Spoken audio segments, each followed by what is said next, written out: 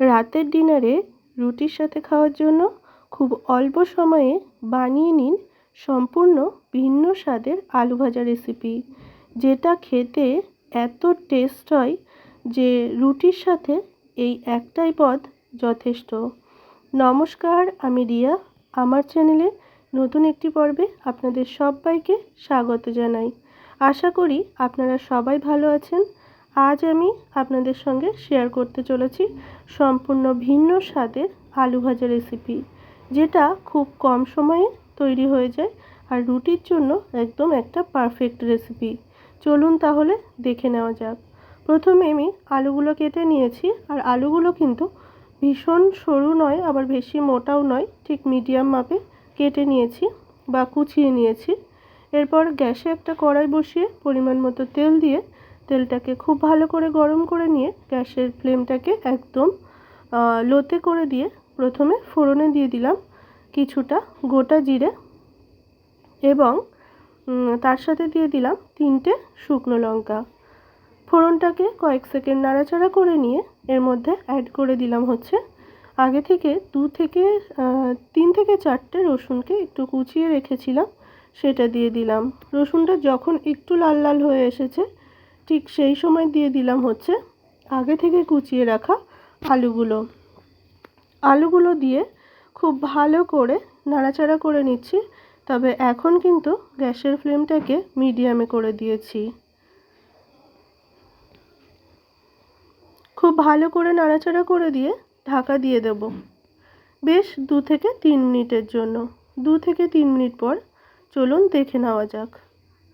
2 থেকে 3 মিনিট পর আবারও খুব ভালো করে উল্টে পাল্টে নাড়াচাড়া করে নিচ্ছি। আর এইভাবে ঘন ঘন একটু ঢাকা দিয়ে নাড়াচাড়া করে কিন্তু রান্নাটা আমি করব। আবারও ঢাকা দিয়ে দিচ্ছি 2 থেকে 3 মিনিটের জন্য। 2 থেকে 3 মিনিট পর দেখুন আবারও খুব ভালো করে নাড়াচাড়া করে নিচ্ছি। আর আলুর গায়ের রং কিন্তু অল্প অল্প চেঞ্জ হওয়া অলরেডি শুরু করে দিয়েছে।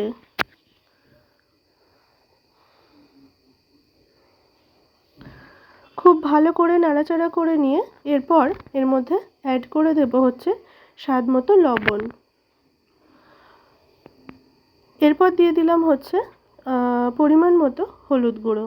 তবে হলুদের পরিমাণটা খেয়াল রাখতে হবে, খুব বেশি দিলে কালারটা বেশি ডার্ক হয়ে যাবে, সেই জন্য সামান্য পরিমাণ দিলে কিন্তু কালারটাও ভালো আসবে। সেই জন্য আমি খুব অল্প পরিমাণেই হলুদটা দিয়েছি। হলুদটা দিয়ে লবণ হলুদ দিয়ে খুব ভালো করে মিশিয়ে নিয়ে এর মধ্যে অ্যাড করে দিলাম একটু বড় করে কাটা হচ্ছে পেঁয়াজ। এই পেঁয়াজ এখানে আমি 2টো নিয়েছি, খুব বড় নয় খুব ছোট নয়, মিডিয়াম মাপের। তারপর দিয়ে দিলাম 3টে চেরা কাঁচা লঙ্কা এবং একটা ছোট মাপের টমেটোকে একটু লম্বা লম্বা করে কেটে রেখেছিলাম, সেটা দিয়ে দিলাম। খুব ভালো করে মিক্স করে নিচ্ছি।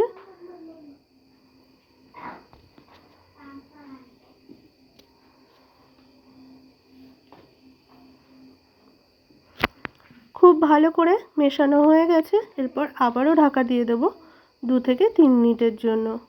2 থেকে 3 মিনিট পর দেখুন আবারও আমি একটু নাড়াচাড়া করে দেব। আর এখানে পেঁয়াজ কিন্তু অনেকটাই সফট হয়ে গেছে এবং টমেটো কিন্তু খুব ভালো মতো গলে গেছে। টমেটো দিলে কালারটাও কিন্তু দেখতে ভালো লাগে আর স্বাদটাও বেশ ভালো হয়।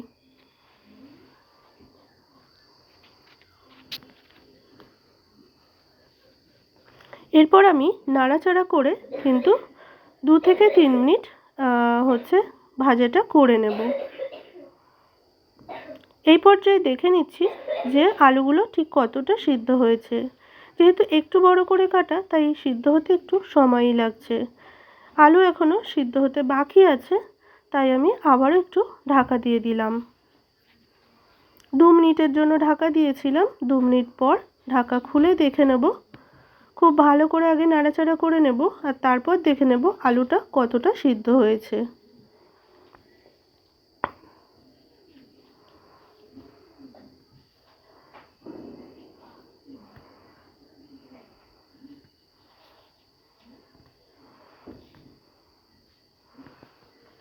আলুর কিন্তু গায়ের রং খুব ভালো মতো চেঞ্জ হয়ে গেছে এবং পেঁয়াজটাও খুব ভালো মতো কিন্তু সফট হয়ে গেছে বা সিদ্ধ হয়ে গেছে। আর টমেটো দেখতেই পাচ্ছ যে টমেটো কিন্তু খুব ভালো মতো গলে গেছে। আলু কিন্তু এখানে পারফেক্টলি ভাজা হয়ে গেছে। এরপর আমি হচ্ছে এখানে দুটো ডিম অল্প একটু লবণ দিয়ে ভেঙে লবণ দিয়ে তার মধ্যে সামান্য একটু ব্ল্যাক পেপার দিয়ে ভেজে রেখেছিলাম, সেই ডিমটা অ্যাড করে দেবো। এই আলু ভাজার স্পেশাল জিনিস হচ্ছে এটা, এর জন্য এই আলু ভাজার স্বাদ দ্বিগুণ বেড়ে যায়। সিম্পল আলু ভাজা আমরা কিন্তু সকলে খেয়েছি, বাট এই রকমভাবে আলু ভাজা অনেকেই এখনও খেয়ে ওঠেননি। তাই আপনাদের বলবো যে একবার যারা এখনও এইভাবে খাননি আলু ভাজা, তারা একবার অন্তত ট্রাই করে দেখুন। দারুণ টেস্ট হয়। যারা রুটি ভালোবাসেন রুটির জন্য একদম পারফেক্ট একটা রেসিপি। আর আজকের রেসিপি একদম রেডি হয়ে গেছে, আর আমি সার্ভিংয়ের জন্য একটা প্লেটে কিন্তু তুলেও নিয়েছি। আজকের রেসিপি আপনাদের কেমন লাগলো অবশ্যই জানাবেন।